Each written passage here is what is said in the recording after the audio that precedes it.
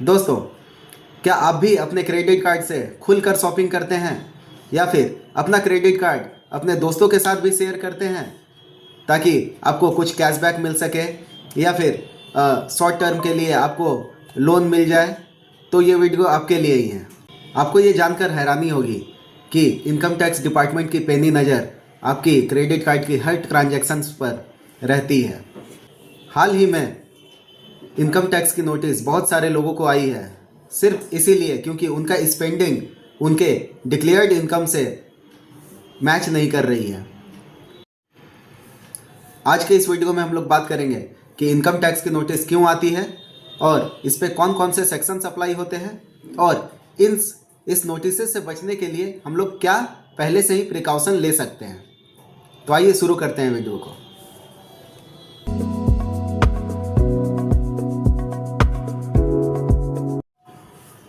सबसे पहले हम लोग समझते हैं कि इनकम टैक्स डिपार्टमेंट को पता कैसे चलता है हमारे क्रेडिट कार्ड के ट्रांजैक्शंस के बारे में।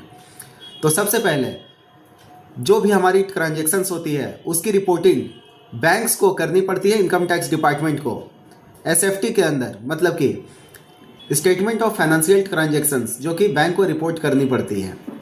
दूसरा है, अगर आप अपना स्पेंडिंग एक प्रेस्क्राइब्ड लिमिट से ज़्यादा करते हैं, मतलब कि अगर आप अपना क्रेडिट कार्ड का पेमेंट जो भी आपने शॉपिंग की है या जो भी कहीं भी आपने एक्सपेंडिचर किए हैं क्रेडिट कार्ड से, तो फिर उसका जब भी आप बिल पेमेंट करते हैं तो वो आपका 1 लाख से ज़्यादा आप कैश में कर देते हैं अगर, तो फिर आपको नोटिस आ सकती है और डिपार्टमेंट को पता चल जाती है।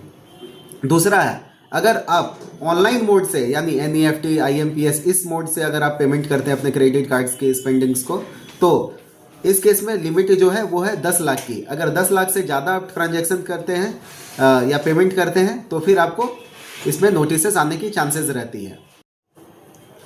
इसको एक एग्जांपल से समझते हैं। फॉर एग्जांपल, आपका सैलरी या इनकम आपने 5 लाख अपने ITR में दिखाए हैं, लेकिन आपका स्पेंडिंग जो है वो 10 लाख हो गया है, तो इस केस में आपको नोटिस आ सकती है। आइए अब जानते हैं कौन कौन से सेक्शंस इस पे अप्लाई हो सकते हैं। तो सबसे पहले सेक्शन 142, जो कि एक जनरल इंक्वायरी के लिए आता है। इनकम टैक्स डिपार्टमेंट बस आपसे पूछता है कि भाई ये पैसा आपका कहाँ से आया है, बस आप इसे बता दीजिए, और अगर आपने अपने आंसर से उनको सेटिस्फाई कर दिए तो तब तो कोई प्रॉब्लम नहीं है। अदरवाइज़ फिर आपको एक डिमांड या फिर इंटरेस्ट के साथ पेनल्टी भी लगाई जा सकती है। दूसरा सेक्शन है सेक्शन 69C, जो कि अनएक्सप्लेन्ड एक्सपेंडिचर पे बात करती है। मतलब कि अगर आपने जो भी एक्सपेंडिचर किए हैं, जो भी एक्सपेंस किए हैं, वो अगर आपने सेटिस्फाई कर दिए हैं बोलकर, तब तो ठीक है, नहीं तो फिर आपने जो भी एक्स्ट्रा एक्सपेंडिचर है आपका इनकम के बियॉन्ड, तो फिर उसको आपको इनकम में ऐड कर दिया जाएगा और फिर उस पर अलग से इंटरेस्ट और पेनल्टी लगा सकती है डिपार्टमेंट।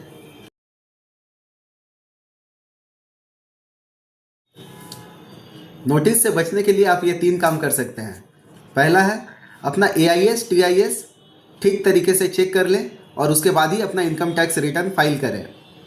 नेक्स्ट है जेन्युइन सोर्स ऑफ फंड, कि ये पैसा कहाँ से आया है।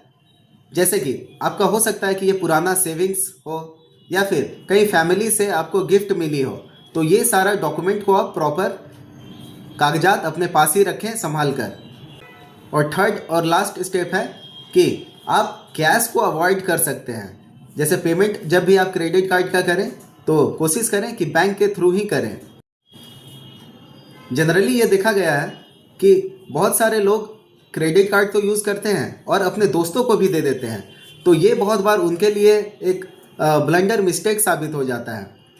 क्योंकि अगर उनके दोस्त पेमेंट नहीं करते हैं तो फिर एक तो उनका सिबिल खराब होता है और उनका क्रेडिट कार्ड वाले जो कंपनी है, जिस भी कंपनी का क्रेडिट कार्ड है, उस पर बहुत ज़्यादा हाई रेट ऑफ इंटरेस्ट भी लगता है और वो लोग पेनल्टी भी, एक फिक्स अमाउंट पेनल्टी भी हर महीने चार्ज करते हैं और उनका सिबिल स्कोर तो ख़राब होता ही है और फ्यूचर में उनको लोन लेने में भी परेशानी आ सकती है। तो ये सब चीज़ को आप अवॉइड करके आप इन नोटिस से बच सकते हैं। आशा करता हूँ कि ये वीडियो आपको अच्छी लगी हो। अगर आप इस चैनल पर नए हैं तो सब्सक्राइब करें और ये वीडियो पसंद आई हो तो लाइक्स और कमेंट करना ना भूलें।